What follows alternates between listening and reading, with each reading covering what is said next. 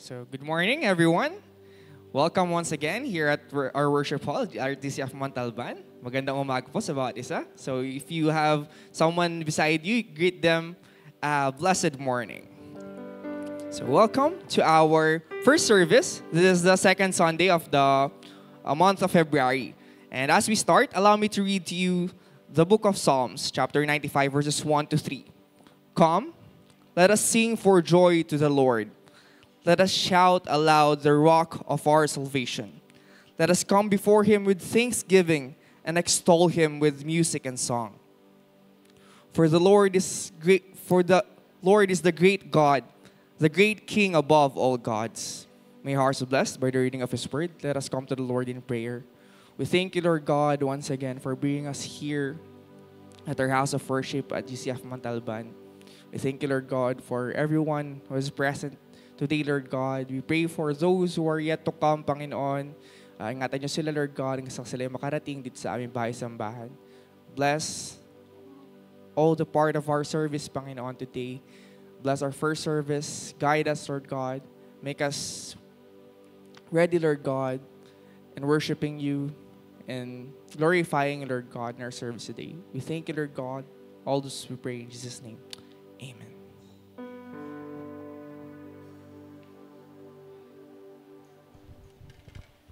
Gandang umaga po sa ating lahat. Maaari po bang batiin natin ang bawat isa ng napakagandang umaga? What a beautiful day to worship po, hindi po ba? Tayo po ay ihanda po natin ang ating mga puso. Tayo po ay tumayo at magsimula po tayong umawit sa Panginoon.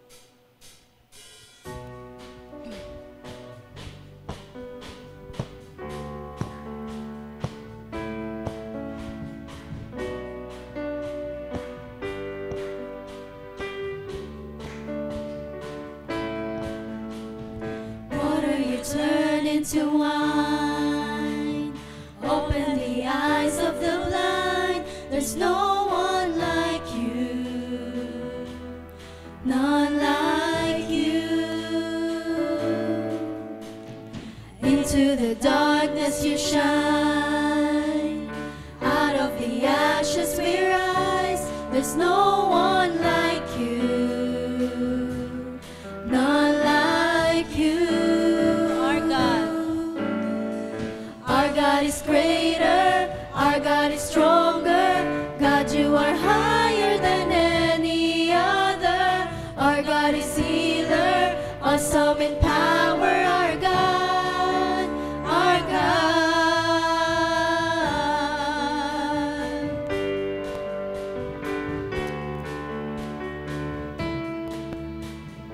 Into the darkness you shine, out of the ashes we rise. There's no one like you, none like you.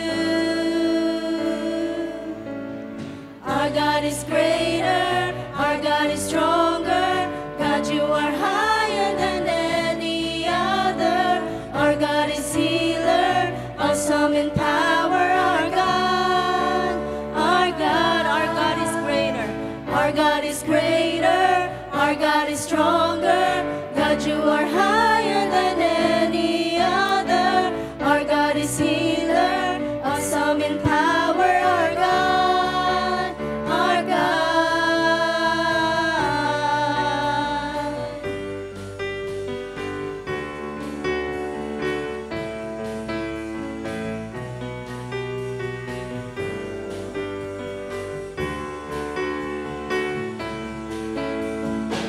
And if our God is for us, then who could ever stop us? And if our God is with us, then what can stand against? And if our God is for us, then who could ever stop us? And if our God is with us, then what can stand against? And if our God is for us, then who could ever stop us? And if our God is with us, then what can stand against? And if our God is for us, then who could ever stop us? And if our God is with us, then what can stand against?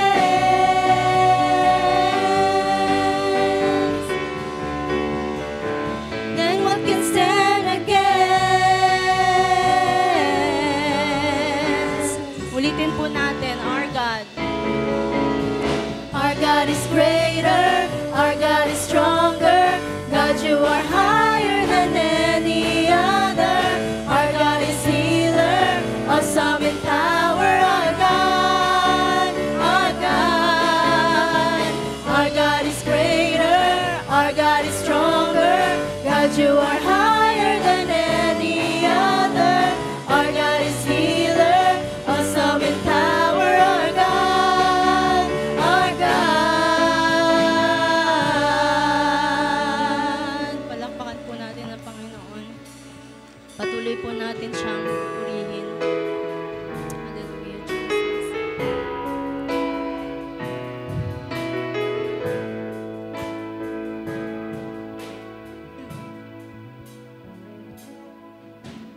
I give my all to you. Send me and I will go for you to the ends of the earth. I'll follow after you. I want the world to know your love endures forever. Tell me and I'll obey. This is far greater than sacrifice. Trust in you and not myself will always lead to blessing. Lord, have your way in me. Not my will, yours be done. Here I stand within your presence, longing for your touch. 1,000 days cannot compare to one day in your courts. Hold me now and never ever let me go. My Jesus, my precious Savior, I'm forever yours.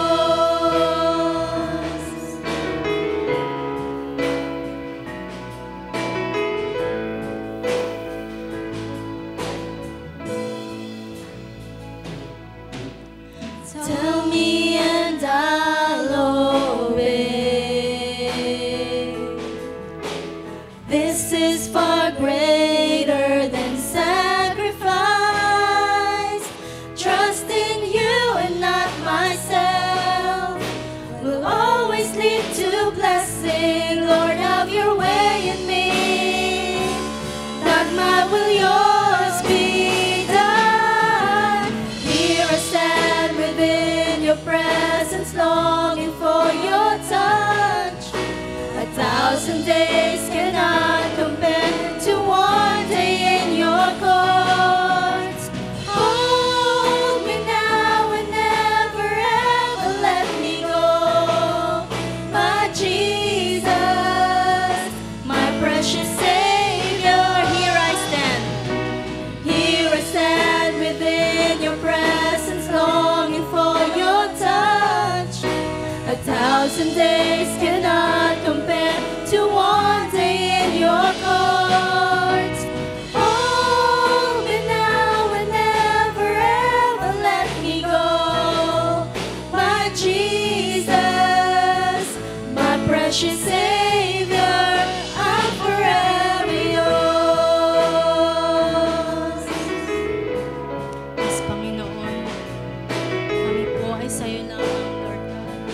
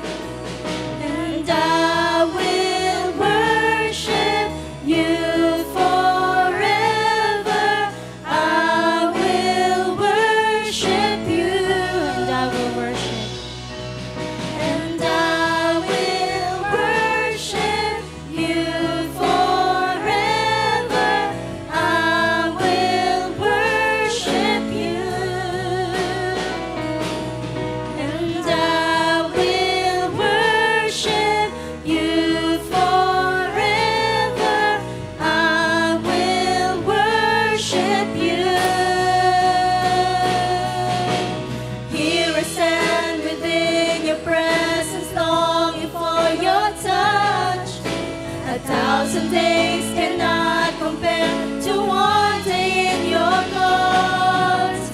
Hold me now and never ever let me go. My Jesus, my precious Savior,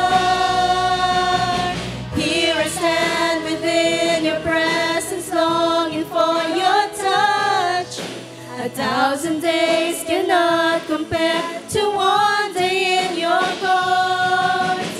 Hold me now and never ever let me go. My Jesus, my precious Savior, I'm forever yours.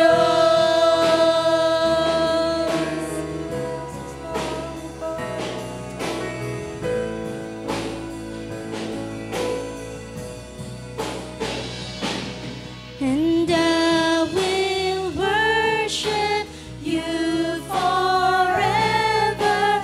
I will worship you. And I will worship you forever. I will worship you. And I will worship you forever. I will worship you. And I will worship you forever. I will worship you. I'm forever yours.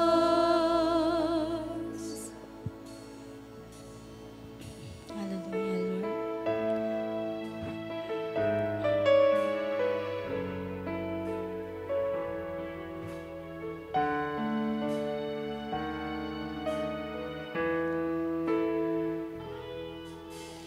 Sadyang kay buti ng ating Panginoon, magtatapat sa habang panahon. Maging sa kabila ng aking pagkukulang, biyaya niya'y patuloy na laan. Katulad ng pagsinag ng gintong araw, patuloy siyang nagbibigay tanglaw. Kaya sa puso ko't damdamin, katapatan niya'y aking pupurihin. Atin pong awitin dakila. Dakila ka, O Diyos, tapat ka ngang tunay, magmula pa sa ugat ng aming lahi. Mundo'y magunaw man, maaasahan kang lagi, maging hanggang wagas nitong buhay.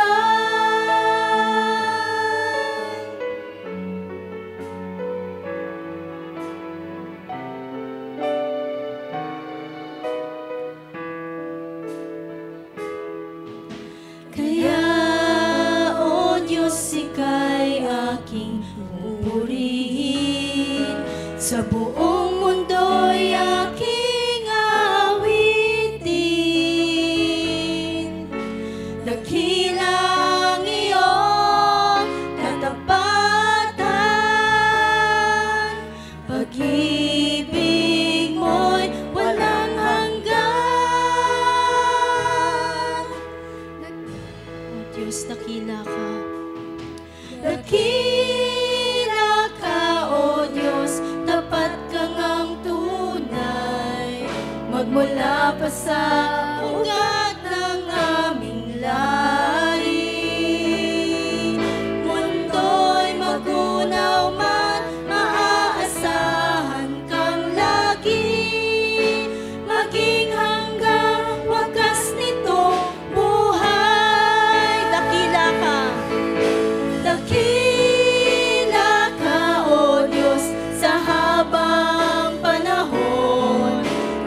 katapatan mo'y matibay na sandigan.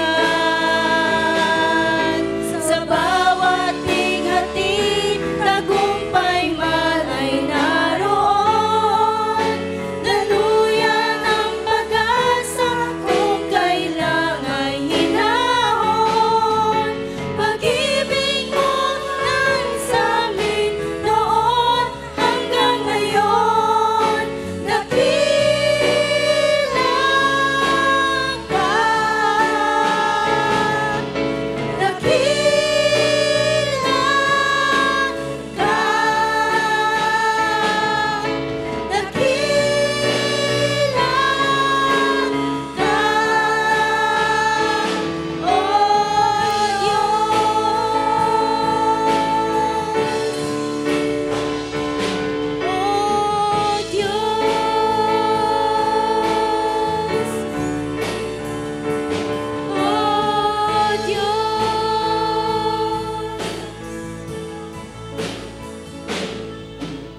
Sa bawat bighati, tagumpay man ay naroon.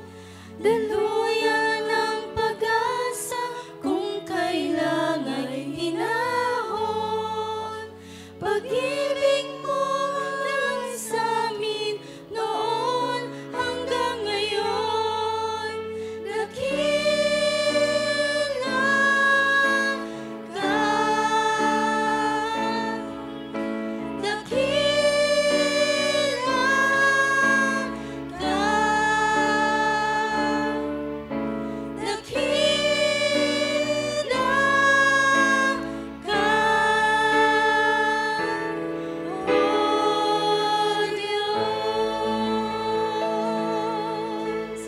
O Panginoon, tunay nga po na Ikaw ay dakila, Ama.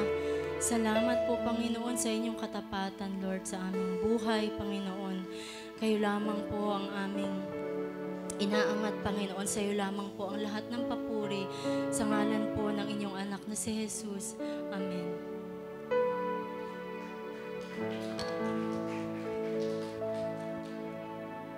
Thank you, Sister Amma, and the rest of the worship team. We may all be seated. Let us ready our hearts as we worship the Lord. Continue to worship the Lord through prayer. Panginoon, tunay na ikaw ay dakila. Dakila ang iyong katapatan. You are greater, you are higher, you are stronger, Lord God. You are worthy of our praise. You are worthy of our lives, Panginoon. We offer our lives to you.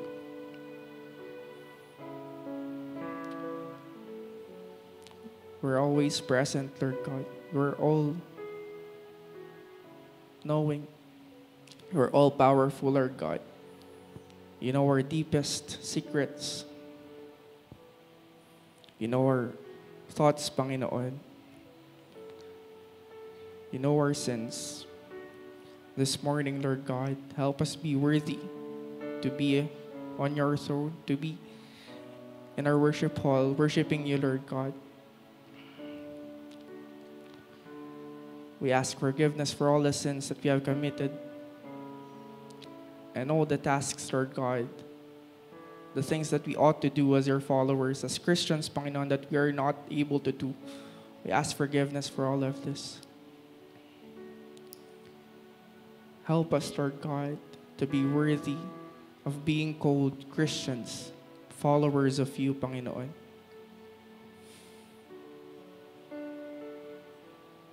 We thank you, Lord God, once again for the wonderful opportunity to be in your midst, worshiping you, having fellowship with our fellow believers, hearing your word, Panginoon. Salamat for the freedom, Lord God, that we have to practice our faith. May we be able to make use of this freedom, Lord God, to share you to others, to make your word known, to make you known, Lord God, even here in our place at Montalban. We pray for our church, Panginoon, each ministries, the edifying, the equipping, the evangelizing, exalting, enabling ministries, Panginoon. Each people who are working in these ministries, Panginoon, gabayan niyo sila. May the motive of each and every one of us be right, Panginoon, to only serve you, soli Deo Gloria, Panginoon. And this morning, we also pray for our Sunday school teachers who are teaching our children, teaching them your word, Panginoon. Gabay niyo sila as they impart knowledge to our young ones. We pray for upcoming activities, Lord God, that will be held in the month of February. Nawa, Lord God, kayo ang mapapurihan dito, Panginoon. May those attend this, Lord God, that will attend this, be blessed, Panginoon. We pray for our leaders, Panginoon. The leaders of our country, the Philippines. From our president to our very own barangay officials, Panginoon. Bless their hearts. Nawa, Panginoon, may we be able to elect officials, Lord God, that fear you, who obey your word, Panginoon. Bless us, Lord God. Continue to work in our lives this morning. Use the preacher, Lord God, Pastor Dave, as he shared to us, Lord God, your word. May we be blessed, Lord God, through this, through hearing your word. Bless everyone, Lord God, as we continue to praise you through our worship service. We thank you, Lord God. We bring back all the glory and praise. All this we pray in Jesus' name. Amen.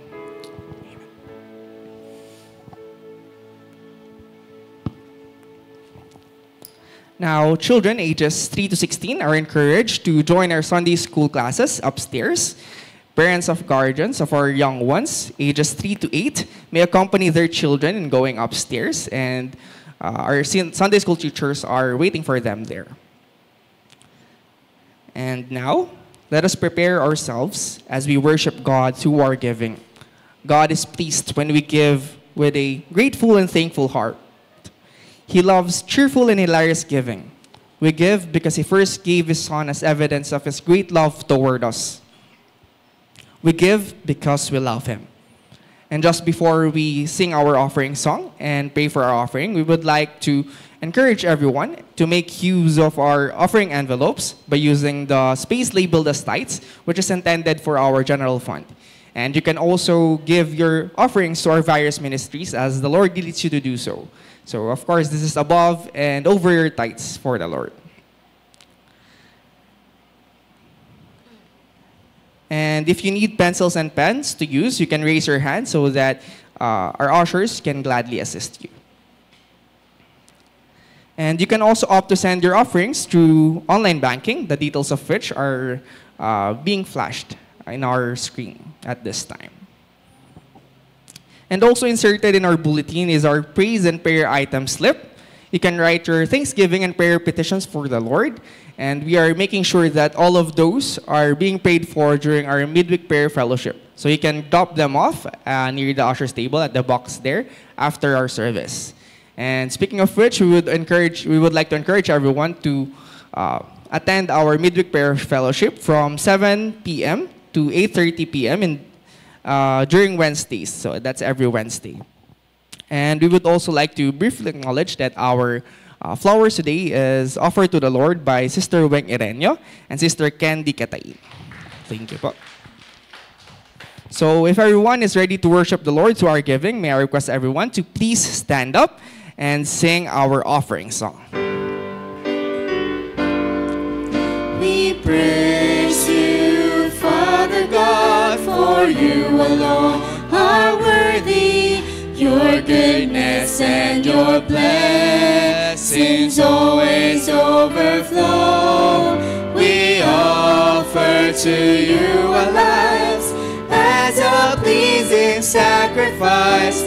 We lift up our hearts to you, and we thank you, Lord, for your love. Let us pray. We thank you, Lord God, for these offerings that your children and sons and daughters here at GCF Montalban has offered, Panginoon. Salamat for providing them, Lord God, their needs. Alam namin, Lord God, that we're just giving back what you have gave us, Panginoon. Nawa, Lord God, ibalik nyo na double higit, Lord God, and those who gave, Panginoon, and made this money, Lord God, be used in your work here at GCF Montalban. Salamat, Lord God. Bless the hearts of the givers. We thank you, Lord God. All this we're praying in Jesus' name. Amen. Amen. You may all be seated.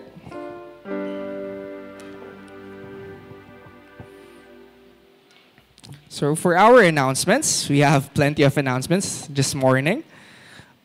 First is regarding our 2025 flower offering. So you can pledge your 2025 flower offerings and sign up at the usher's table. So that's sa likod po. And you can also message us on our Facebook page, GCF Montalban, if the Lord is calling you to be part of our 2025 flower offering. And next announcement, Living the Faith. It is a event of the Young Adults and Young Professionals Ministry, the Singles Ministry. So young adults and young professionals are invited to the Young Ambassadors Ministries Singles Anniversary Fellowship, which will be held on the 22nd of February from 12 noon to 5 p.m. at Hilltop Garden. So join us. It has a theme of Living the Faith, which is taken from the book of James, chapter 1, verse 22. And feel free to register at the usher's table after our service for this. So we look forward in meeting you there on February 2nd at Hilltop Garden. Next is Mahal Ka Ba?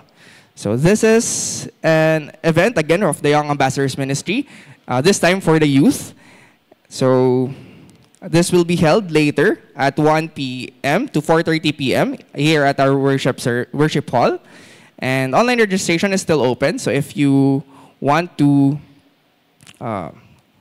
join us, you can sign up to our online registration. You can contact me or you can approach me if you have questions regarding this. All youths and singles are welcome. Our next announcement is the Couples Ministry Fellowship. Good day, couples. It's that time of the year again, and we are delighted to invite you to this year's Couples Hearts Day. It will be a pot bless fellowship, so please bring something that everyone will like. You're welcome to join even if you are unable to prepare anything due to a hectic schedule. It will be held on February 22, 2025 at 6 p.m. So later that night po. So both the Young Ambassadors Ministry and the Couples Ministry will be held in February 22nd, but the Couples Ministry is at 6 p.m. So it will be held here at GCF Worship Hall. And more information will be shared to our GCF Couples Facebook group chat. Or you can approach Sister Hermie Tanael or Brother Eric Tanael if you have more questions. Thank you very much. And last announcement is regarding our Presiders Training, which will be held on the first day of March. It is a Saturday at 9 a.m. So we can watch a short video regarding this training.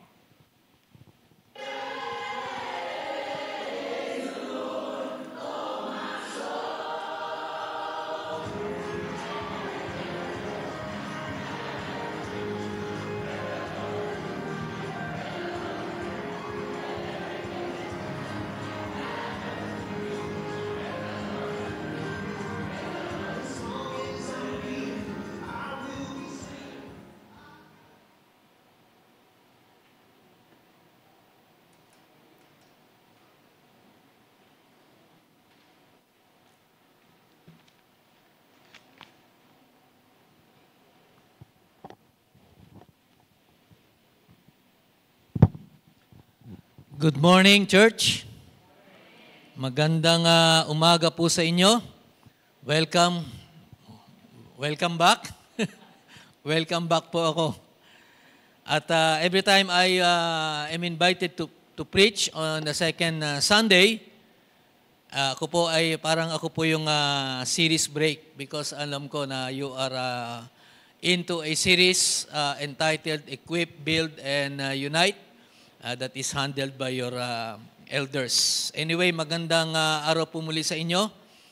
Sa araw na ito, ako po ang inyong preacher. I'll be preaching on a topic about God's character. Kaya po ang ating title na ngayong ating preaching is God's Gracious Dealings. How have you experienced the love of God in your life in the past month? Kayo lamang po ang makakasagot niyan. Pero alam niyo naman yung kantang God is good. And all the time, God is good. Let me lead us in a word of prayer. Our gracious, loving God, we thank you, Lord, for this opportunity that once again we can come to your house, Lord, and just worship you. Lord, would you minister to us in ways special? May the principles and the learnings that we are going to get today may be applicable in our lives. Pangunahan mo kami, Panginoon, sa aming pong pag-aaral ng inyong salita.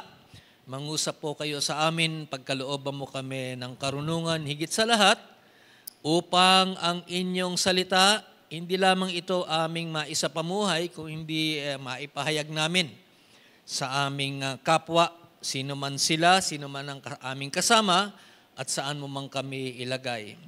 May you, Lord, be glorified sa aming pong pagsamba, naway, wala pong balakid sa aming pagharap sa inyo sa umagang ito. Ito po ang aming panalangin sa pangalan ni Jesus. Amen. Anyway, our passage today is, by the way, if you have your Bibles with you, pakibuksan nyo na lang po yung Bibles ninyo, regardless kung ano po ang format. Kung kayo po ay gumagamit ng cellphone, nandyan po ang inyong, may download po kayo ng any translation, you use that. At kung meron naman po kayong hard copy, katulad ng ginagawa ko, alam niyo po ako ay conventional po ako eh. Mahilig po ako sa mga luma. Mas maganda po yung may Bible tayo. Kasi alam niyo, even in the setup ngayon, because of technology, yung mga parishioners, yung mga worshipers, they just go to church without bringing their Bibles. Alam niyo po tayo po mga Baptist, we are a people of the book, sabi nila, no? Kaya hindi naman sinasabi ko na you bring your Bibles, pero yan po ay option nyo. Kung saan po kayo komportable, pero I would encourage you that every time you come to church, at least dala po natin ang ating Biblia, no? Kung ano man po ang format niyan. Anyway, God's gracious dealings, Deuteronomy chapter 8, verses 1 to 10 ang pag-aaralan natin. Mayroon po akong verses na naka-flash sa screen. Meron din po ako dyan na mga introduction at titingnan po natin. Ako pong gagawin ko po is verse by verse analysis. God's gracious dealings. Since time immemorial, we know that God has been and continue to be gracious sa ating pong pamumuhay bilang kanyang mga anak. But how did God show yung kanya pong mercy, compassion, and love when they were in the wilderness? Now, tignan po natin, no? Let me open with an introduction. God's gracious dealings. Now, throughout their 40 years of wandering, the Israelites had always adequate provision for their physical needs. Siguro, alam niyo naman po ito, no? From Egyptian slavery, coming out of Egypt onto the promised land, siguro 11 days lang supposedly yon. Yung travel nila, pag-exit nila sa Egypto, hanggang doon sa Canaan, promised land, 11 days lang huli yun, by foot, ika nga. That is according to the Bible scholars and to theologians. But why did it take them 40 years to get to the promised land?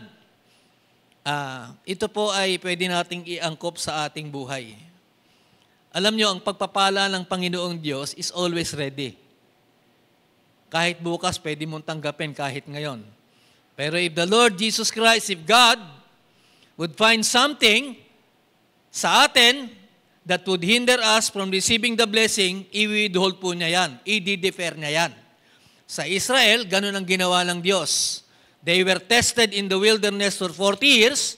At alam naman po natin, if you read yung inyo pong narrative sa first five books of the Old Testament, makikita natin na talagang swail ang bayan ng Diyos. Wala silang ginawa sa disyerto kung hindi magreklamo. No? Sa karereklamo nila, reklamo sila ng reklamo, nakalimutan nila na ang Diyos ang naglabas sa kanila sa Ehipto. At alam niyo po, kung iaangkop natin yan sa ating kapanahunan, hindi malayo. Hindi ko po naman sinasabing tayo ay mga reklamador. Pero there would be times na nagre-reklamo tayo sa Panginoon. Amen? Nakarinig nga po ako ng isang preaching nung isang linggo lang eh. Nagtatampo raw siya sa Panginoon dahil hindi natupad yung kanyang minimithi. Pwede naman po yun.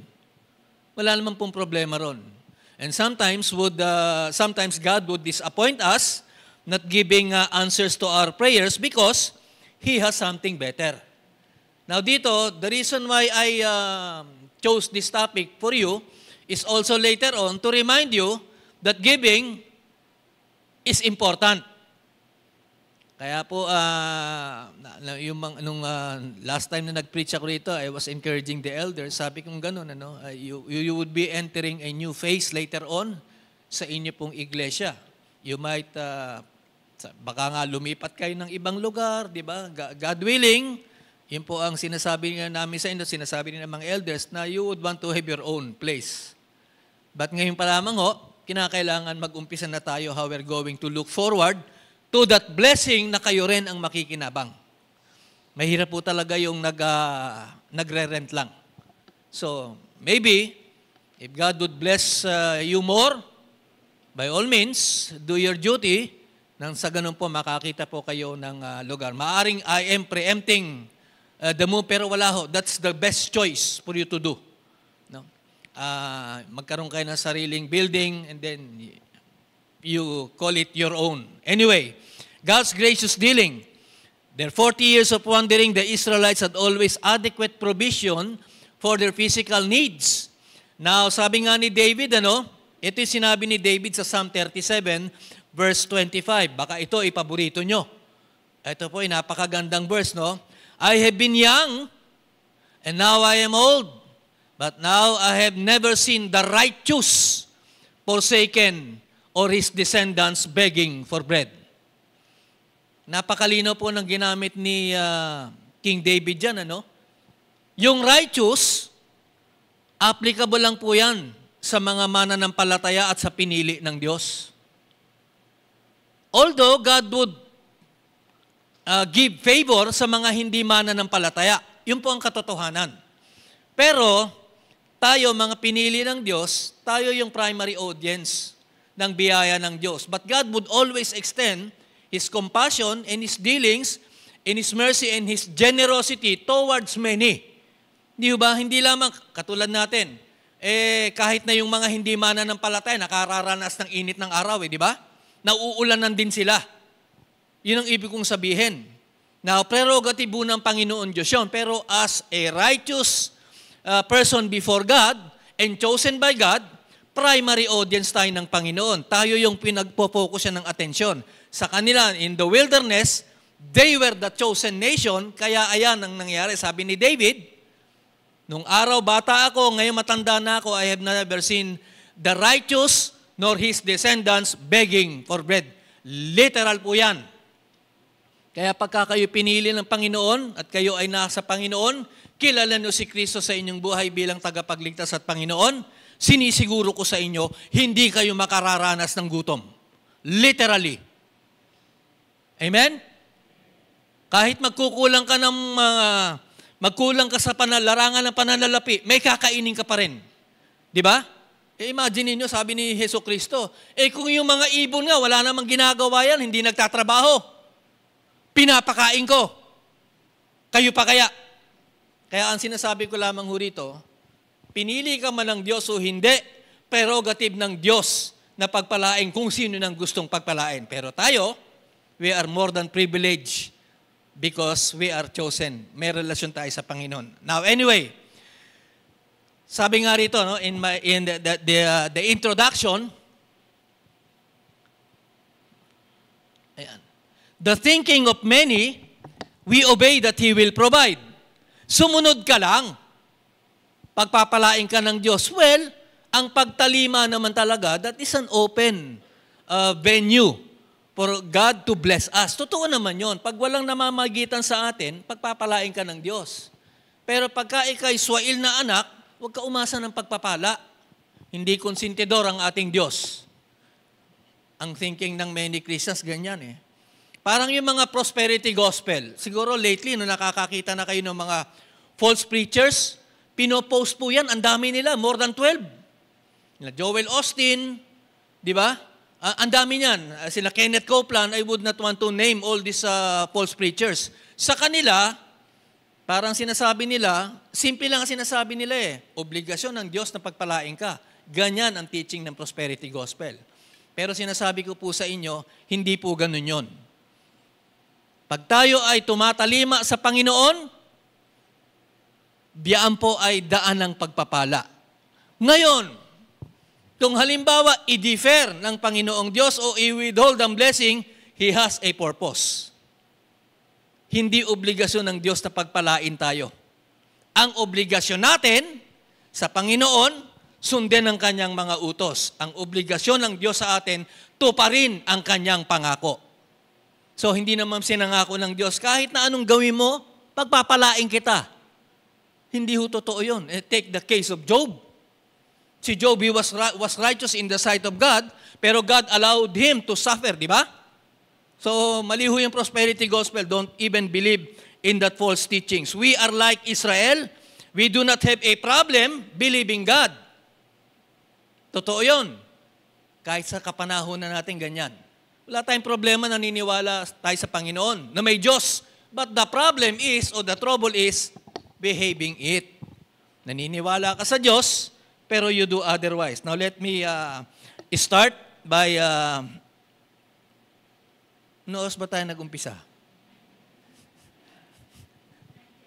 Ha? 9.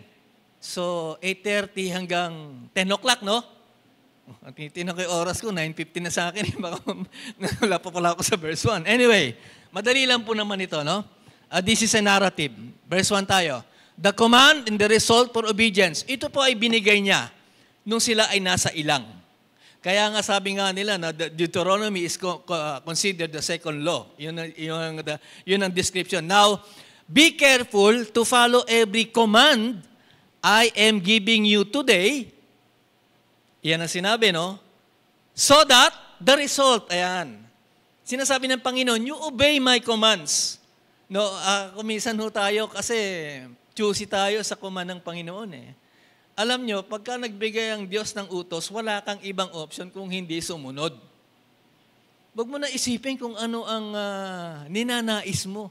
No? Sumunod ka na lang. That's the only option. Huwag ka na mga tuwiran. Di ba? Pag sinabi ng Biblia, mali ang LGBT, mali yan. Nang iisipin na, pwede na. Di ba? Accepted na, hindi po ganon. When it comes to the Word of God, you do not have any other options but to obey. Be careful to follow every command I am giving you today so that you may live and increase and may enter the promised land o to possess the land. Pangako ito sa wilderness. Nung lumabas sila sa Ehipto, more than 2 million, excluding women and children. But how many were able to cross the promised land? 2 lang po. Si Joshua lang at saka si Caleb. Imagine mo, out of the millions. Bagay, marami naman talaga silang, the ancestor, yung ibig sabihin, yung mga generations nung mga nauna. Pero ang original po na nakapasok sa promised land was Joshua and Caleb only. Now, dito sabi ng Panginoon, be careful to follow every command I am giving you today so that you may live and increase, may enter and possess the land of the Lord, the land the Lord promised on oath to your ancestors. Now, if you are going to look at Deuteronomy chapter 4, verse 1, if you have your Bibles with you, sabi dito, no, Hear now, O Israel, follow them so that you may, you may live. Sabi nga ron, as you progress in the reading of Deuteronomy 4:1, do not add nor subtract sa aking mga sinasabi sa inyo. Now, dito, sinasabi ng Panginoon, there is the command and there would be the result if you obey. Alam nyo, ang pagpapala ng Diyos, yan po ay conditional. Kung susunod ka, pagpapalain ka. Kung hindi, huwag kang umasa. Ulitin ko po for the second time, hindi po konsentidor ang ating Panginoong Diyos. We do not have any options but to obey the command of God. Hindi na mahalaga kung ano pananaw mo. Ang mahalaga kung ano ang pananaw ng Diyos. Yan dapat ang ating kinoconsider. Now, verse 2. We move on from verse 1 to verse 2. Sabi dito sa verse 2, ito po ay 10 verses lamang. Didiretsuhin ko lamang po. Nandyan na rin naman po ang explanation. I will just say a little about the verses. Remember how the Lord your God led you all the way into the wilderness these 40 years. Kasi Deuteronomy ito eh. This would be the latter portions ng buhay ng mga Israel in their 40-year sojourn doon po sa disyerto. Kasi alam naman natin na yung Deuteronomy, the latter portions na yung mga buhay ni Moses yan. No, yan po sinasabi ng Panginoon. Kaya there is always this encouragement o command to remember, sabi nga, how the Lord, your God, had led you all the way into the wilderness. Angkop din po ito sa atin.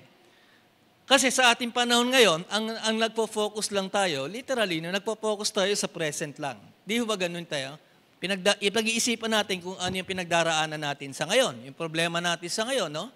Maaring hindi mo isipin kung ano yung kinabukasan, pero ang pinagtutuunan ng pansin ng mga tao, karaniwang tao, is what they encounter right now, yung kanila experience. Pero, if you're going to reminisce or look back, and then i-weigh nyo kung ano yung kabutihan ng Diyos sa nararanasan nyo, I tell you, the goodness of God would always outweigh, ika nga, yung inyong nararanasan. Ano sinasabi lamang dito na sa ating sarili? No? Magpasalamat tayo sa ating Panginoon sa kanyang kabutihan. Kahit na tayo ay dumaranas ng mga hamon sa pangkasalukuyan. Yan po ang sinasabi ng ating Panginoon. Remember how the Lord your God led you all the way. Sabi ko nga sa inyo, no? Kaya ganito sabi ni Moses because napakaswail talaga ng bansa ng Diyos at hindi malayo, pareho tayo ng Israel. Ganyan po tayo. Kaya nabanggit ko kanina, mahilig tayong magreklamo. Wala namang masama kung nagtatanong tayo sa Panginoon sa ating sitwasyon. But the point is, we also need to remember the blessings and the goodness of God we have experienced in the past. Para po tayo, we have all reasons to be thankful to God. Sabi nga rito, no, this 40 years, to humble and test you, ito yung pinaalala, no, kaya kayo nandyan because the Lord God would want to humble and test you to know what was in your heart, whether or not you would keep His commands. Ito po ay sinabi sa bansang Israel more than 3,000 years ago. And it did not change. Hindi naman nagbabago salita ng Diyos eh. Di ba? Angkop sa kanila to, oh yes, sa bansang Israel yan, pero di siya sa permanent command to remember, sa ating buhay, applicable din po yan.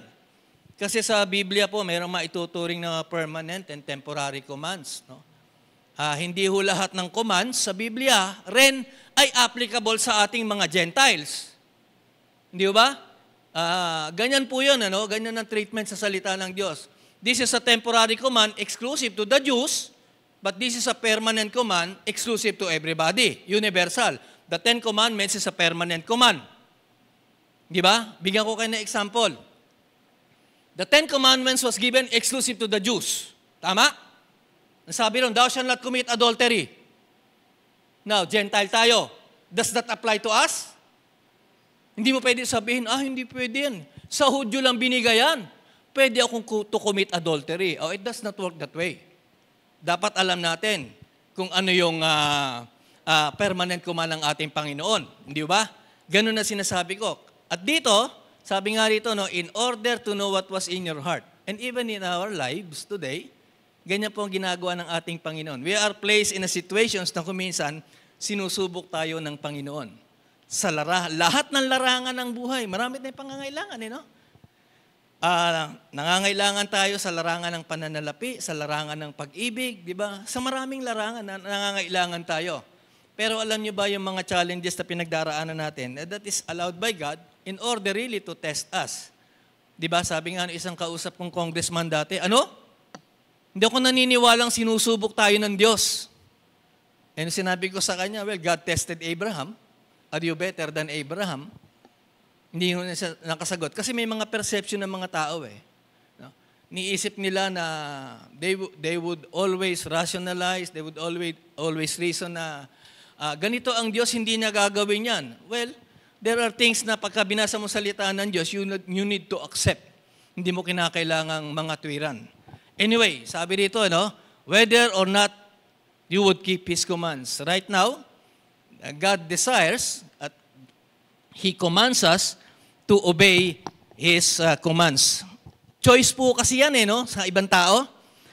Pipiliin ko kung susundin ko siya, kung susundin ko ang command o hindi. Di ba usually, pagka nangatwiran tayo, di ba? Hindi ko susundin to. Hindi ko siya patatawarin. Choice ko yan. Di ba? Sabi ng Diyos, forgive one another. Hindi. Sobra ang ginawa na sa akin. Choice ko yan. Kung kailan ko siya patatawarin at kung gusto ko siyang patawarin. Choice ko yan. Wala ka naman talagang choice eh. Di ba? May choice ka ba para ikaw ay mag-alay ng patawad o kung kailan mo gusto magpatawad? Wala kang choice. Ang choice natin is to obey the Word of God. Ang reference passage po natin dito sa verse 2 is Deuteronomy chapter 8, verse 16. Pareho rin yan. He fed you with manna that He might humble you to test you to do good for you in the end. And nung nandun sila sa disyerto biro mo naman 40 years, yun na lang kinakain nila, parang yung bread from heaven. Yun na lang kinakain nila Di ba? Nagsawa sila, sabi nila kay Moses, Moses, ayaw namin to. Sabihin mo naman sa Diyos, bigyan kami ng meat. Bigyan naman kami ng karne. O binigyan sila ng Diyos ng karne. If you read the accounts in the Pentateuch, binigyan sila ng Diyos. Di ba, quail? Sabi nga nila, paggising sa umaga, may mga pugo dyan. Alam mo, talagang magaling ang Panginoon. Alam mo yung pugo, hindi nakakalipad ng mataas yun Lumipad man sila, within reach. Lilipad yun hanggang ganyan lang. Kaya kaya mabutin. Paggising nila, hanggang dito yung quail. Hindi na nga sila makalakad Sabi ng Panginoon, kukuha lang kayo ng eksakto lang para sa inyo. But, siyempre, nasabik sila and they failed in one area sa pagkain nila ng quail and there was a consequence. But the point is, God desired, yung kanilang ninanais, quail, di ba? Binigyan sila, okay. At throughout their 40 years sojourn in the wilderness, God remained faithful. At sa ating kapanahunan, kung kayo man ay tunay na mananampalataya at Kristiyano, one thing stands out. The Lord is faithful even though you are not. That's a given. The Lord will remain faithful even though we are not. You and I included. Ganyan po isang napakaganda niyan sa ating Panginoon. Isa sa mga katangin, kaya nga sabi ko we're going to meditate on the character of God. Verse 3. Sabi dito sa verse 3, ayan po yung nabasa ko na kanina, He humbled you, causing you to hunger and then feeding you with manna, which neither you nor your ancestors had known, to teach you that man does not live on bread alone, but on every word that comes from the mouth of the Lord. Matthew 4:4. Di ba? When the Lord Jesus Christ was tempted in the wilderness, how did He address the temptation of Satan? He used God's word. Yan ang sinasabi dito. That's very plain. He humbled you, causing you to hunger, and then feeding you with manna, which your forefathers, or ancestors had known, to teach you that man does not but does not live on bread alone.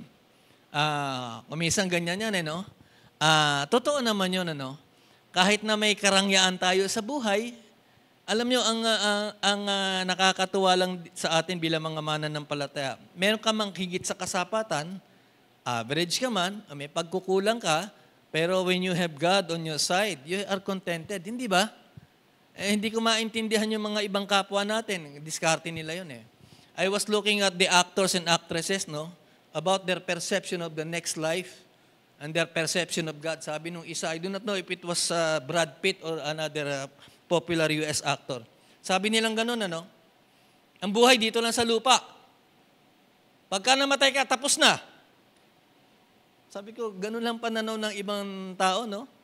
They do not even think of the afterlife. Basta sa kanila, nagawa nilang gusto nilang gawin dito, okay na sa kanila yun. They would not even bother of the afterlife. Well, tama ang Biblia. Di ba? Tama ang Biblia. May mga taong ganun. Kaya nga, yung iba talaga naman, they reject the Lord Jesus Christ. But ito yung sinasabi natin dito. God is teaching us something in this life and in the next life to come. Verse 4 tayo. Your clothes did not wear out and your feet did not swell during these 40 years. Di ba? Kung iisipin mo, no? 40 years, ibig mo sabihin yung suot-suot nilang damit, 40 years yon. Yung suot-suot nilang sapatos, 40 years. Bumili ka nga lang ng Adidas. Ano ba number 1 na rubber shoes na ngayon? Nike? Hoka? Ano ba? Hindi ko alam eh. Hindi kasi ako mahilig sa rubber shoes eh. No, sa akin, basta't mayroon akong rubber shoes, okay na yun. Pero yung branded, hindi ako mahilig. Anong point ko? Pag bumili ka ng branded na rubber shoes ngayon, 2-3 years lang, papalitan mo na yan eh. Pero I was thinking, binabasa ko itong passage na to, your clothes did not wear out and your feet did not swell during these 40 years. Hindi naman siguro ganun na ibig sabihin no, na 40 years mong suot-suot yung damit mo. Point is ganito, God had always provided for them. For whatever resources they had, it was God's provision. Hindi ka pababayaan ng Panginoon. Yun ang point doon. Di ba? 40 years, anong ginagawa? Anong gagawin mo sa disyerto sa 40 years? Wala nga tubig doon eh. Kaya nga, Moses had to strike the rock, di ba? To speak to the rock, so to draw out water. Kaya lang, pinalo niya yun, di ba? Anong point ko? God would always provide. That is how God deals with us graciously. And even today, maaasahan po natin yan. Sabi nga rito, your clothes did not wear out and your feet did not swell during these 40 years. That is also a reference verse of Deuteronomy 29 verse 5. Tingnan nyo na lang po, okay? I-note nyo sa inyo kung you are getting, kumukuha po kayo ng notes. Now, in verse 5, know then in your heart that as a man, sabi dito, disciplines his son, so the Lord God disciplines you. Now, I put a reference verse dyan, ano? Proverbs 3:12, for whom the Lord loves, He reproves, even as a father corrects the son in whom He delights. At alam naman ho natin yan. Yung experience nila sa wilderness, one account, nagpadala ng Diyos ang mga poisonous snakes because of their grumbling. Di ba? Kaya nga, nagtayo nga ng bronze serpent si Moses, di ba? So that anybody who could look at that serpent would live and not die. Yung bronze serpent, sabi nga nila, sabi ng mga scholars, is a picture of the Lord Jesus Christ. Ako'y naniniwala po ako ron, because when you look at the Lord Jesus Christ, literally, no, hindi ka naman mamamatay talaga. No? Alam naman natin na tayo mga mananampalataya, we know where we are going after this life. So, ito po ay narrative. No? Hindi natin kinakailangan masyadong ipaliwanag yan because the verse itself is already an explanation. Know then in your heart that as a man disciplines his son, so totoo po yan. Sa ating buhay, nakararanas tayo ng mga consequence because of our wrong actions. Totoo po yan. Pagka tayo ay hindi tumatalima sa Panginoon, hindi malayo. The Lord God would chastise us in ways na tayo lang nakakaalam. At kakayanin natin yan. Yung chastisement ng Panginoon. At ang the encouragement when we are chastised is to go back to the Lord. Hindi ho ba? Ulitin ko, hindi ho konsentidor ang ating Diyos, Diyos Ama. Tayo po ay minamahal ng Diyos at pagka nakakakita siya ng hindi magandang ginagawa natin, He would deal with us graciously in the form of loving us, and meron po siyang invitation so that we would be restored back into the fellowship. Alam niyo po, pagka kayo ay anak ng Panginoon, hindi ho nawawala yan, ang ating pong relasyon. Ang nawawala po, yung fellowship. Di ba? Nabanggit ko na to, nung mga nakaraang pag-aaral, ay doon na to, kung may mga bago rito, para sa pamilya yan, pagka pinili mo maging swail na anak, maglayas ka hanggat gusto mo maglayas. Iwanan mo ang magulang mo, pero it does not remove the fact, bahagi ka ng pamilya. What was severed? Ang severed, kasama mo mamumuhay ang mga magulang mo. You would not enjoy the pleasures and even the, yung mga resources ng mga magulang mo. Pero dito, sinasabi lang sa atin, every time that we sin, may anong Panginoon may warning yan Di ba? Yan ang maganda sa ating Panginoon. He would always give due process. Di ba? Pagka pinag-aralin yung salita ng Diyos, even from the time of Adam, sa panahon pa ni Adan, may due process na ang Panginoon. Adan, asan ka? Sabi ng iba, hindi naman omnipresent sa Panginoon kasi hinahanap na si Adan Hindi ganun konteksto nun. Adan, asan ka? Ang sinasabi lang ng Diyos, lumabas ka, umaming ka ng kasalanan mo. And the same pattern ginawa ng Panginoon Diyos yan kay Achan, di ba? Alam naman niya, pwede naman niyang sabihin ng Diyos kay Joshua, kaya ka natatalo sa gera, nagnakaw yung isang membro mo, nagnakaw yung isang anak ko. And he could have just said to Joshua, si Achan na nagnakaw. Ang sabi nga ng Panginoon, gather them by tribes and then due process. Hanggang sa napulot kay Achan. Ananias and Sapphira, ganun din. And even today, God is giving us a warning. That is how He deals with us. All with graciousness. Ginagawa ng Panginoon sa atin yan. We need to only to come out in the open, so to accept our faults, and then seek God's forgiveness. Now, in verse 7, in verse 6, ayan, observe the commands of the Lord, your God, walking in obedience to Him and revering Him. Yan po sinasabi ng passage na verse 6. Let us now go to verse 6. Hindi kita nyo, nasa verse 6 pa lang tayo. Imagine mo, obey, remember, observe. Verse 6 pa lang yan. Tatlong passages na yung dinaanan natin, the same principle. What is God telling us? Mahalaga ang aking batas. Because pag sinunod nyo yan, nandiyan ang pagpapala. Hindi nagbago po yan. Sa ating panahon, hindi po nagbago yan. Observe the commands of the Lord your God, walking in obedience to Him and revering Him. Paggalang. Alaalala ko na naman yung I do not know kung kailan nangyari yung sa Los Angeles Di ba? Sabi nung Global Golden Globes na AMC, di ba? In a godless society, God, the creator of heaven and earth, zero.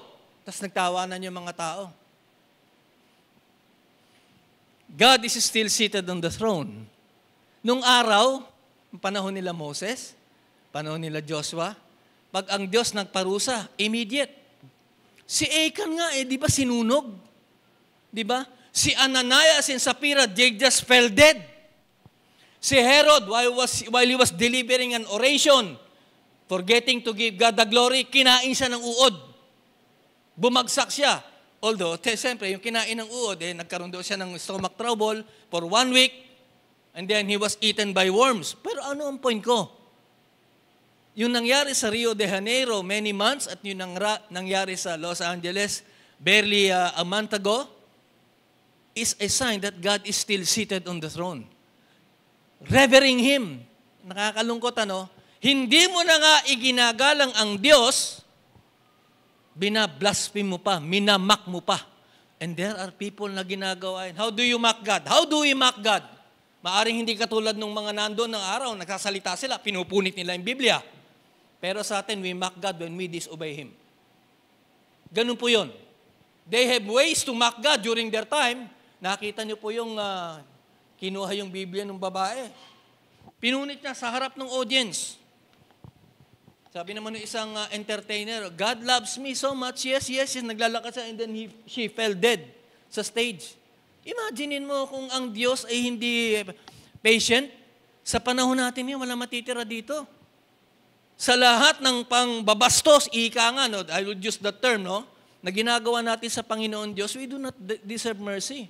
Kaya tama ang Diyos doon. 1 week after the fire, I do not know, it is still ongoing doon sa Los Angeles. 1 week after the fire, that area in Los Angeles, nakita mo isang napakaraming tao nananalangin. Would it take that para sila ay manumbalik sa Panginoong Diyos?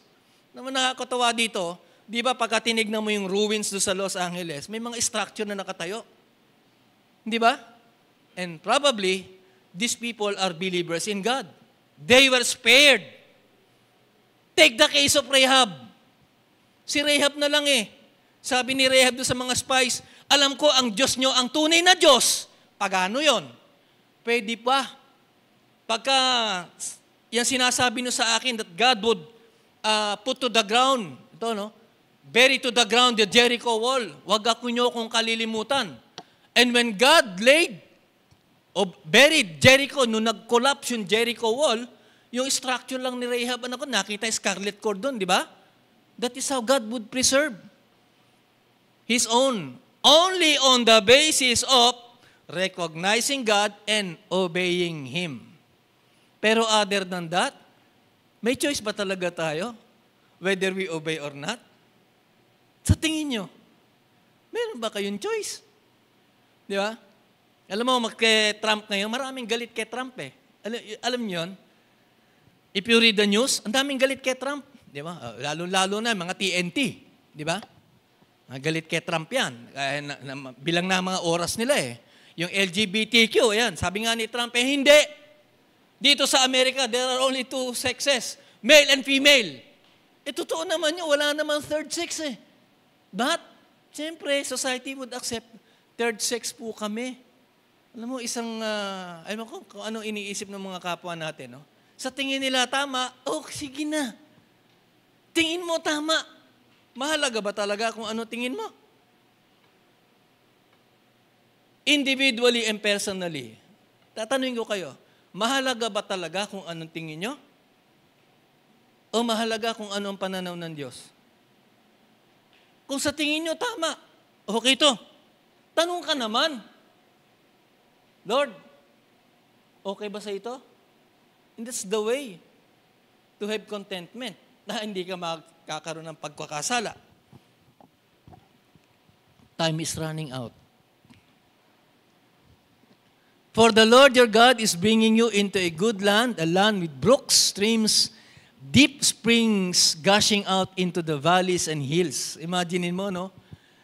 Wala kang tubig sa disyerto eh. Di ba? May oasis doon during sa panahon naman nila Joshua, no? Meron yun talaga. Pero doon, wala talagang tubig doon. Moses had to speak to the rock para sila ay may mainom. Pero sabi ng Panginoon, no? Conditional yan eh. I would fulfill my covenant with you, di ba? On the basis of your obedience to me. Kaya 2 tao lang ang nakarating doon eh, no? Of course, nabanggit ko nga kanina, yung mga descendants ng mga di ba nga doon, alam nyo, pag binabasa nyo yung Old Testament, palagi ko, you were able to come across yung kay Korah. Bumuka nga yung lupa eh, di ba? Kinakain yung mga, imagine mo that. Ganun ang parusa ng Panginoon, bubuka yung lupa. Anyway, ang point ko lang dito, ang pagpapala ng kondisyon ng Panginoon is always based on condition. Now, ito sa verse 7, for the Lord your God is bringing you into a good land. It was a fulfillment of the promise which the Lord God swore to Abraham. Di ba? Panahon ni Moses, nung sila ay pumasok sa promised land, although Moses was not able to enter the promised land, pero God had fulfilled His promise to Abraham. A fulfillment of the promise. Now, ayan po yan. Totoo naman no, dahil doon sa Canaan, ang raming din, pina-spy nga, pinatingin pa nga ni Joshua kung ano ang meron doon sa promised land. And to their surprise, nakita nila na marami talagang mga magagawa doon. Sabi nga to, a land with wheat and barley, vines and fig trees, pomegranates, olive oil, and honey. Sa Ehipto, Di ba sabi nga nila, nung nagrereklamo sila sa disyerto, wala silang makain doon, mana lang eh. Inis na inis sila. Sana Moses, kasalanan mo yan eh. Sabi na kay Moses, sana binalik mo na lang kami noon. Doon sa Egypt, mas maganda eh. Kinakain namin doon, mga onions, mga garlic. Parang masarap daw ang buhay nila ron, no? Kesa doon sila sa nasa disyerto. Hindi na naisip na yung disyerto was a testing for their obedience to the Lord. And sometimes, or most of the times, God would bring us to difficult situations in order to test us. The resources that God has given us is for our own benefit. Also, we become a channel of blessings. Anyway, tuloy po tayo. Verse 9 na tayo. A land where bread will not be scarce and you will lack nothing. A land where the rocks are iron and you can dig copper out of the hills. Alam niyo po kasi nung araw, yung mga rocks, ginagawa nilang ano yan, no? Ginagawa nilang parang iron yan, no? Kaya yung mga flint, di ba? Yung sa circumcision, yun ang ginagamit nila noon, yung mga bato. Kinahasa nila. Anyway, that's one information. Sinasabi lang ng Panginoon, doon sa aking pagdadalhan sa inyo, hindi kayo magkukulang. Pangako ko yan. And even today, hindi naman nagkukulang talaga sa atin ng Panginoon eh. Baka maluho lang tayo. Di ba? Ano ba ang bagong cellphone ngayon? iPhone 16? May iPhone 16 ba?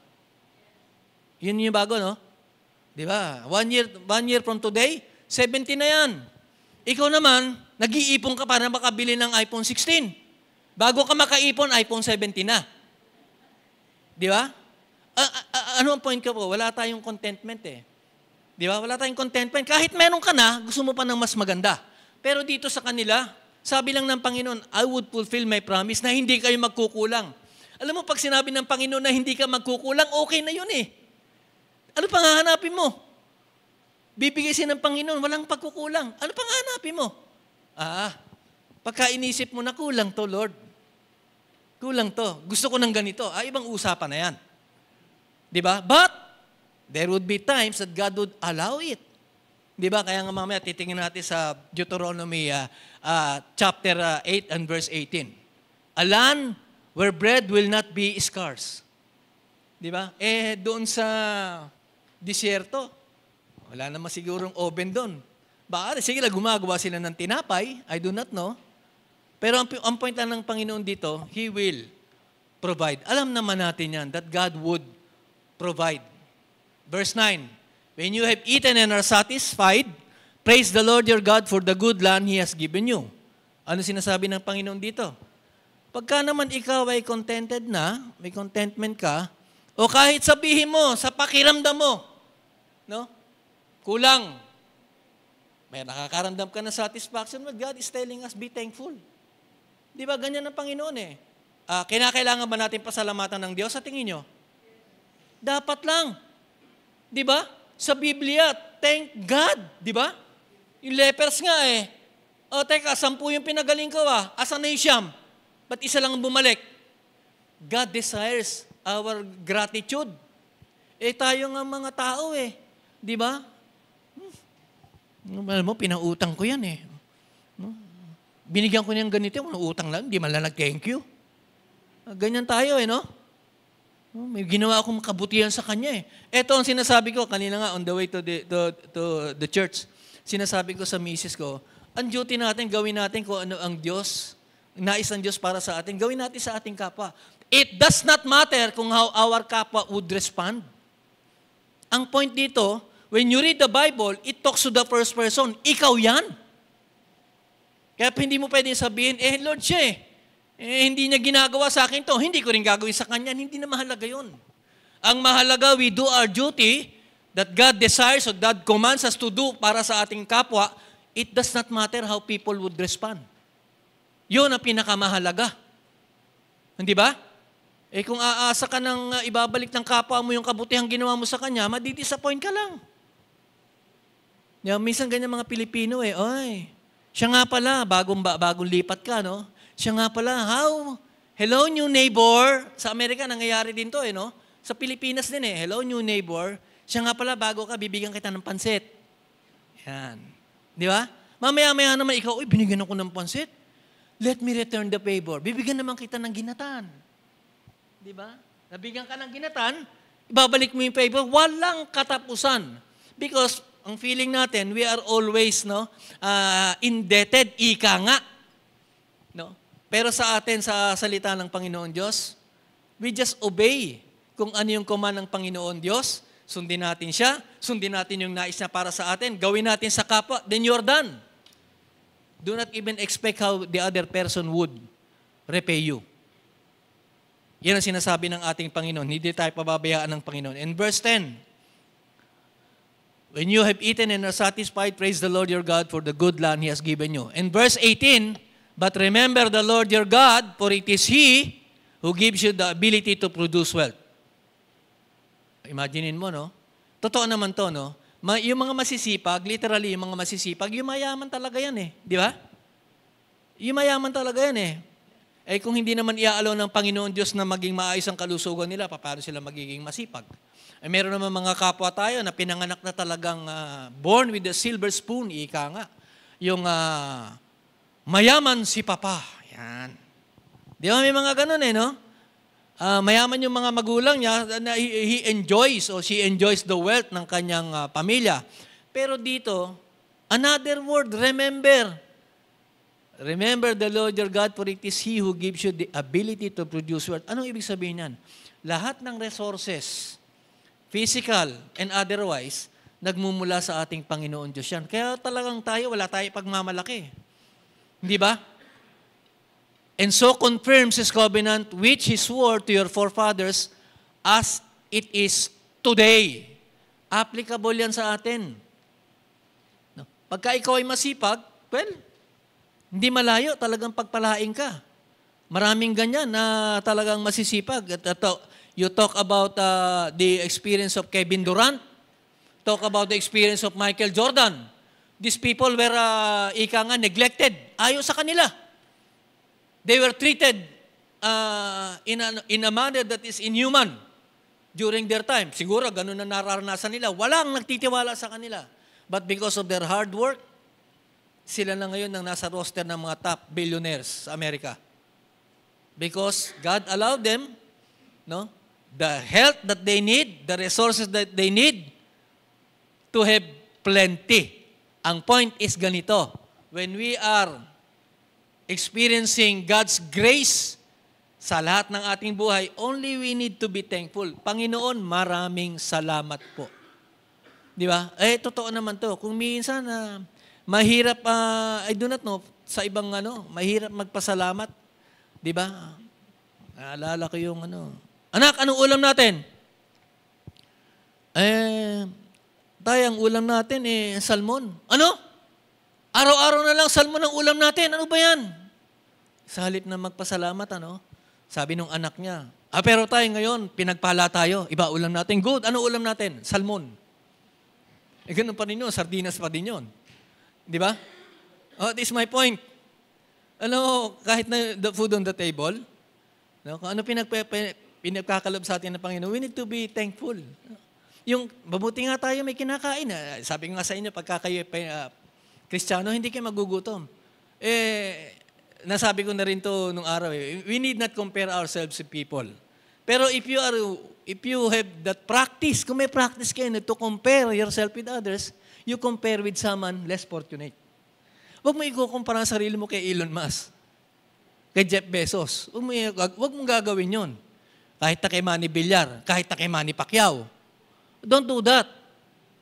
Think of people who may be less fortunate kaysa sa'yo. Sila ang Panginoon, maraming salamat. Hindi mo naman sinasabi, Panginoon, salamat. Hindi ako katulad nila. That's not even the right attitude.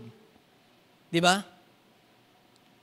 Now, that would now give you ways for you to be able to be used of God, to be instruments of His blessing. Ito yung reference verse ko dyan. Teka, nabala. Let me, it is the blessing of the Lord that makes you rich, and He adds no sorrow to it. Yan. Alam mo, pagka ikaw ay mayaman, blessing ng Panginoon yan, pag sinabing He adds no sorrow to it, you must be a good steward. Pero kung gagamitin mo ang resources for your own benefit and to abuse people, God would add sorrow to it. Sigurado yan. Pero dito sinasabi dito, no, yung verse Proverbs 10:22, it boils down to good stewardship.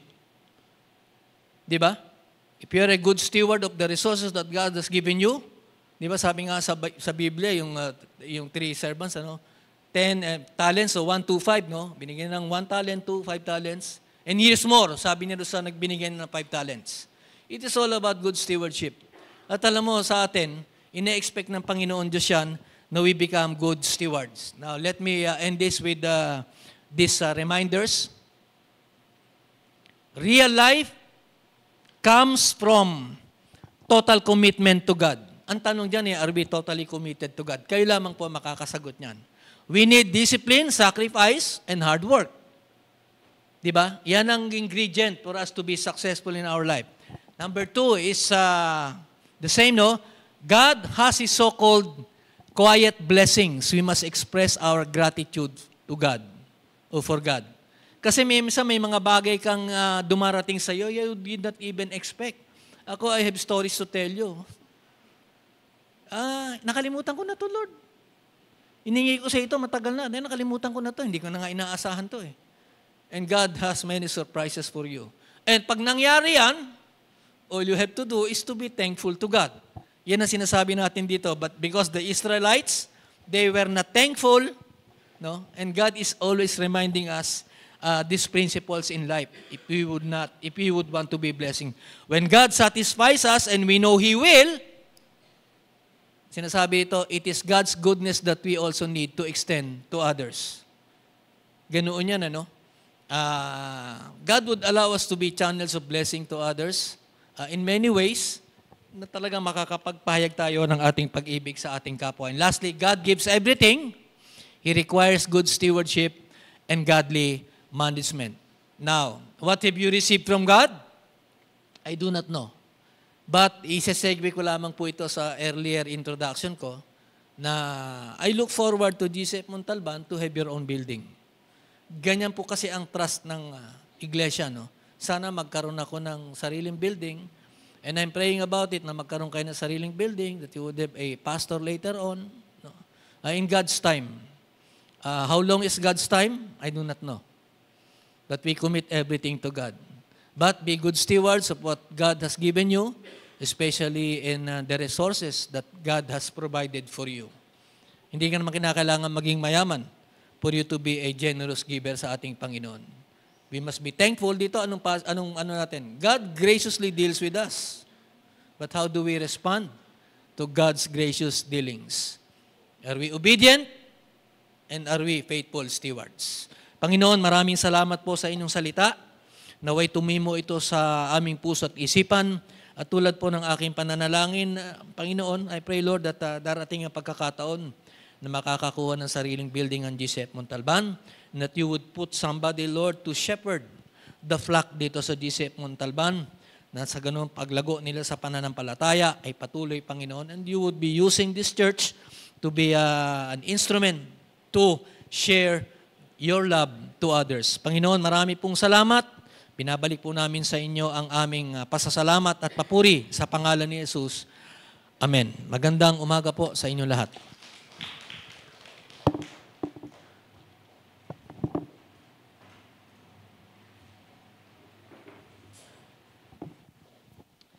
Amen. Thank you very much, Pastor Dave, for that wonderful message, reminding us of how gracious God is and how we ought to give Him all the glory, Soli Deo Gloria, and how we can be good stewards of all the provisions He has given us. Thank you po again, Pastor Dave. And a reminder for every one of us that we encourage everyone to return our bulletin at the usher's table after our service so that we can use them again on our next service and save on the printing cost. However, the slip inserted in it is yours to keep with you when you go home. And thank you for your kind understanding and cooperation regarding this. And at this time, we would like to welcome our guests and visitors. Do we have any guests and visitors today? If you came here at our church for the first time, even second or third time? So, on both sides po, wala. Wala po tayong visitors. Sige po, welcome po tayo. Welcome po. So, let's shake her hand. Welcome po at DCF Montalban, and we invite you on our welcome center after our service so that we can go get to know you more and we can pray for you. So may I request everyone to stand up and greet our visitor and sing our welcome song.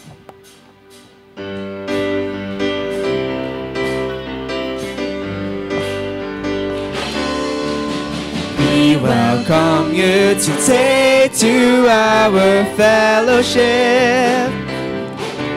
We are glad to see you share your life with us. As a family we'll grow together, worshiping our Lord and King with all our hearts. We welcome you to GCF. Amen.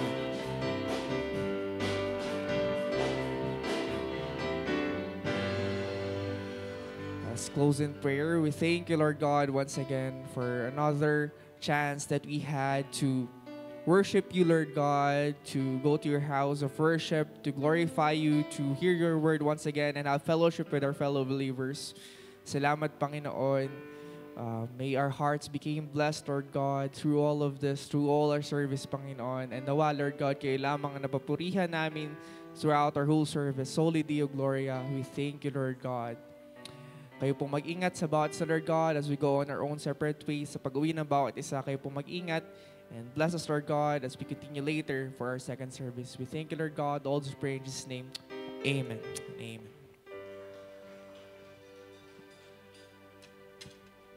Yes, and bago po tayo umuwi, atin pong awitin ang Our God.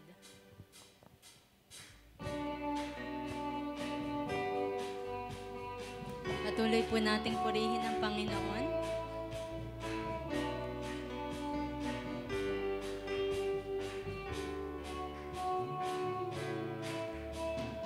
Water you turn into wine, open the eyes of the blind.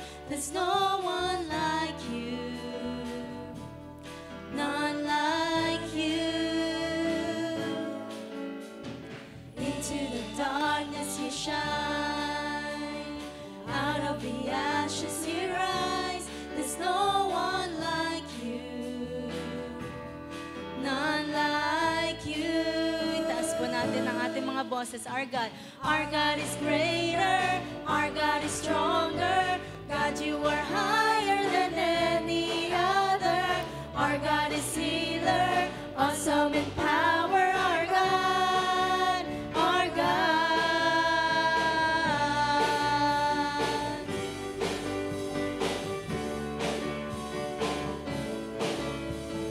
Into the dark.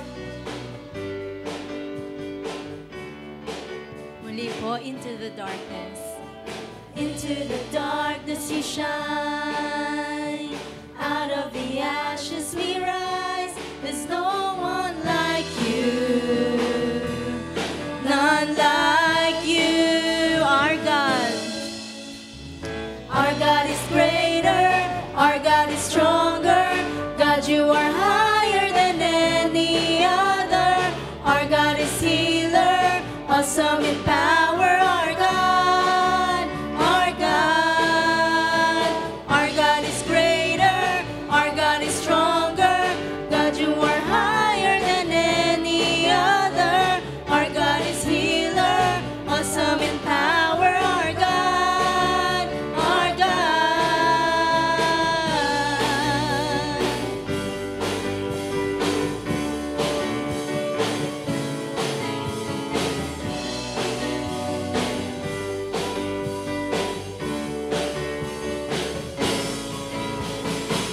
And if our God is for us, then who could ever stop us? And if our God is with us, then what can stand against? And if our God is for us, then who could ever stop us? And if our God is with us, then what can stand against? And if our God is for us, then who could ever stop us? And if our God is with us, then what can stand against?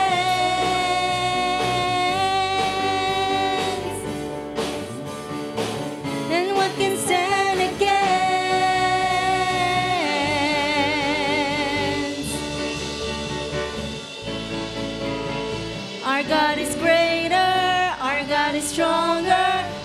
you are higher than any other.